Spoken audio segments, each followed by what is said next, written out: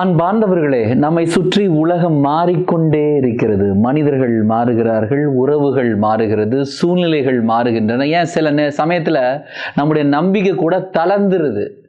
ஆனால் மாறாத ஒன்றே ஒன்று கடவுளின் அன்பு. நாம் தவறி போனாலும் தேடி வருகிற அன்பு, கீழே விழுந்தாலும் தாங்குகிற அன்பு, நிபந்தனையற்ற முடிவில்லாத அன்பு கடவுளுடையது.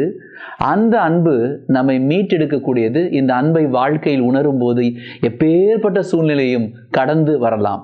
உலகமே உன்னை மறந்தாலும் பரவாயில்லை, கடவுளுடைய அன்பு உன்னோடு இருக்கும் வரை நீ தனித்து விடப்படுவதில்லை. பைபிளில் வாசிக்கிறோம், ஏசாயா 54:10 மலைகள் நிலை சாயினும் குன்றுகள் இடம்பெயரினும் உன் மீது நான் கொண்ட பேரன்பு நிலை சாயாது, என் சமாதான உடன்படிக்கையோ அசைவுறாது என்கிறார் உனக்கு இரக்கம் காட்டும் ஆண்டவர். எப்படி ஒரு பல்பு எரிய மின்சாரம் தேவைப்படுதோ அதே போல ஒவ்வொரு விசுவாசியின் வாழ்க்கையிலும் உயிரோட்டம் பெற பரிசுத்த ஆவியானவர் தேவைப்படுறார்.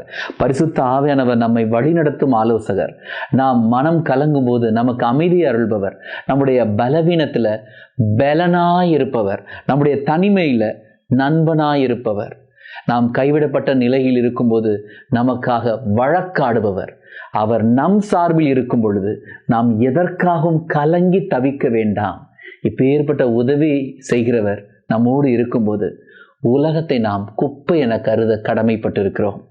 ஏசாயா 58:11 ஆண்டவர் தொடர்ந்து உன்னை வழிநடத்துவார், வறண்ட சூழலில் உனக்கு நிறைவளிப்பார், உன் எலும்புகளை வலிமையாக்குவார், நீயும் நீர் பாய்ந்த தோட்டம் போலும் ஒருபோதும் வற்றாத நீரூற்று போலும் இருப்பாய். தவறு எல்லாரிடமும் நடக்கும். ஆனால் தவறு நடந்த பிறகு அடுத்தவர்களை பார்த்து தன்னை அவர்களோடு ஒப்பிட்டு எல்லாரும் இதைத்தானே செய்கிறாங்க, நான் ஒன்றும் பெருசா செஞ்சிடலையே அப்படின்னு தனக்குத்தானே நியாயம் வழங்கிக் கொள்வது இன்னொரு தவறை கூட்டுமே தவிர வாழ்க்கையில் முன்னேறுவதற்கு வழிவகுக்காது.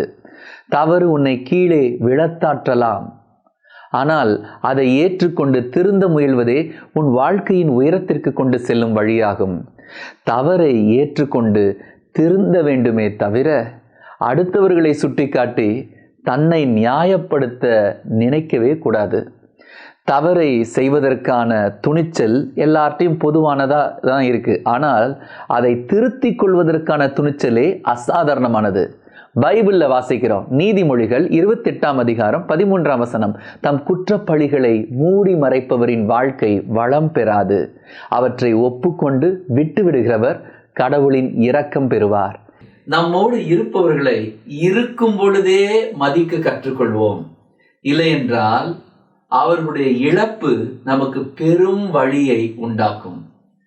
ஒருவரை இழந்த பிறகுதான் அவங்க இல்லாதப்ப வெறுமை, சத்தமில்லாத அமைதி, அன்புக்கு தட்டுப்பாடு எல்லாவற்றையும் ஆழமாக உணர்வோம். ஒளி இருக்கும் வரை இருளின் ஆழமும் பயங்கரமும் நமக்கு புரிவதில்லை.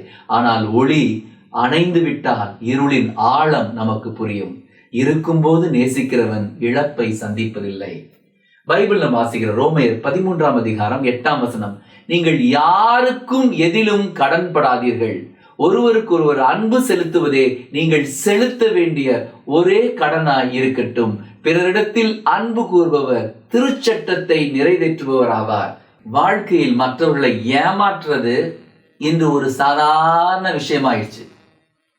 ஆனா அப்படி ஏமாற்றுவது என்பது அவர்கள் நம் மீது வைத்த நம்பிக்கை திருடுவது. பணத்தை திருடினால் திருப்பி கொடுக்க முடியும், நம்பிக்கை திருடினா ஒரு நாளும் திருப்பி கொடுக்க முடியாது. ஏமாற்றும் குணம் தற்காலிக லாபத்தை தரும், ஆனால் நிரந்தர இழப்பை உண்டாக்கும். 1 பேதுரு 2:1 ஆண்டவர் எத்துணை இனியவர் என்பதை நீங்கள் சுவைத்திருந்தால் எல்லா வகையான தீமையும் வஞ்சகத்தையும் வெளிவேடம் பொறாமை அவதூறு ஆகிய யாவற்றையும் அகற்றுங்கள்.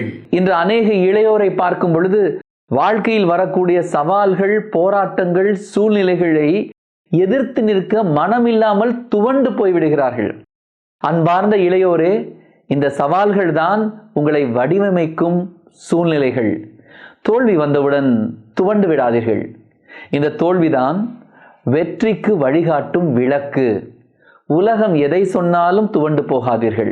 ஏனென்றால் உங்கள் கனவுகளுக்கு நீங்கள் தான் சொந்தக்காரர்கள், உங்களுடைய முயற்சிக்கு நீங்கள் தான் எஜமானர்கள்.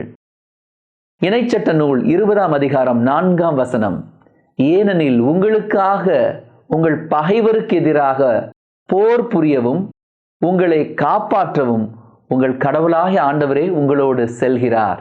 வாழ்க்கையில் பிரச்சனைகளை கண்டு, தோல்விகளை கண்டு, ஏமாற்றங்களை கண்டு பயந்து போய் வாழ்கிறீர்களா? இனி பிரச்சனைகள் வரும் பொழுது பயப்படாதீர்கள்.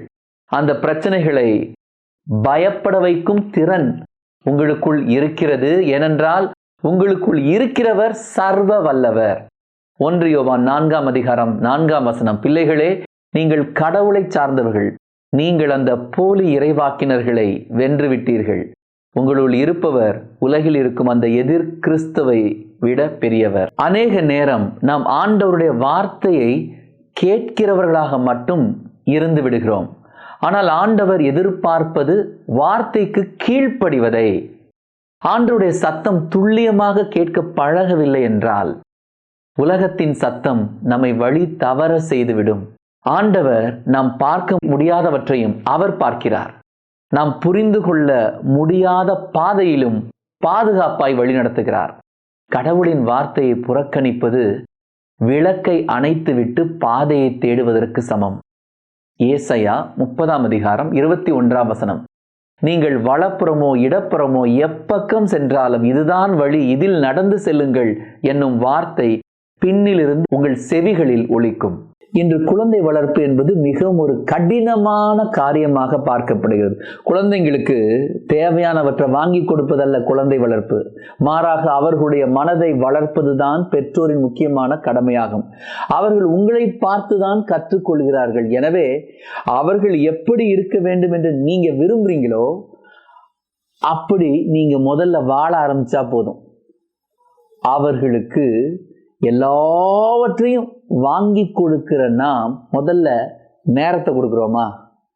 அவங்க கேள்வி கேட்கும் பொழுது நான் இப்ப பிஸியா இருக்கேன் அப்புறமா சொல்றேன் அப்படின்னு சொல்றோமா? அந்த அப்புறமா எப்ப வரும்? அன்புக்குரியவர்களே, நீங்கள் சொல்வதை கேட்டு உங்கள் குழந்தை வளர்வதை விட உங்களை பார்த்து கவனித்து வளர்வதுதான் அதிகம். எனவே உங்களை முதலில் வளர்த்து கொள்ளுங்கள், அவர்கள் தானாக வளருவார்கள்.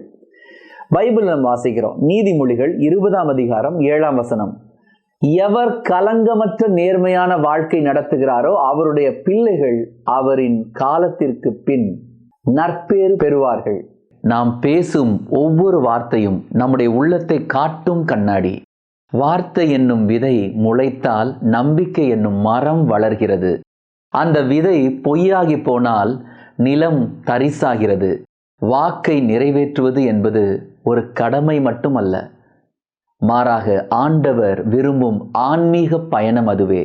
ஏனென்றால் நம் கடவுள் வாக்கு மாறாதவர். வாக்கை காக்கும் மனிதன் கடவுள் காக்கும் மனிதனாகிறான். 1 யோவான் 2ஆம் அதிகாரம் 4ஆம் வசனம், அவரை எனக்கு தெரியும் என சொல்லிக்கொண்டு அவருடைய கட்டளைகளை கடைபிடிக்காதோர் பொய்யர், உண்மை அவர்களிடம் இராது. உலகத்திலே மிக சிறந்த பலசாலி யார் தெரியுமா? தன்னையே கட்டுப்படுத்துகிற சக்தி கொண்டவர்கள். கோபம் வரும்பொழுது சிறிது நேரம் பேசாமல் இருக்க வேண்டும். ஆசை வரும்பொழுது ஒரு நிமிடம் யோசிக்க வேண்டும். சோதனை வரும்பொழுது அந்த இடத்தை விட்டு அகல வேண்டும்.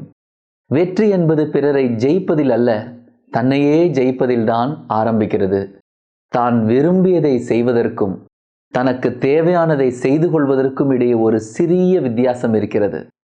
இந்த வித்தியாசத்தை யார் சரியாக கண்டு உணர்ந்து கொள்கிறார்களோ அவர்கள் பெரிய உயரத்தை அடைகிறார்கள். ரோமையர் 8ஆம் அதிகாரம் 13ஆம் வசனம், நீங்கள் ஊனியல்புக்கேற்ப வாழ்ந்தால் சாகத்தான் போகிறீர்கள். ஆனால் தூய ஆவியின் துணையால் உடலின் தீச்செயல்களை சாகடித்தால் நீங்கள் வாழ்வீர்கள். எங்கள் அன்பு ஆண்டவரே, சுய கட்டுப்பாட்டை எங்களுக்கு தாரும். எல்லாம் வல்ல இறைவன் தந்தை, மகன், தூய ஆவியார் உங்களை நிறைவாக ஆசீர்வதிப்பாராக. God bless you.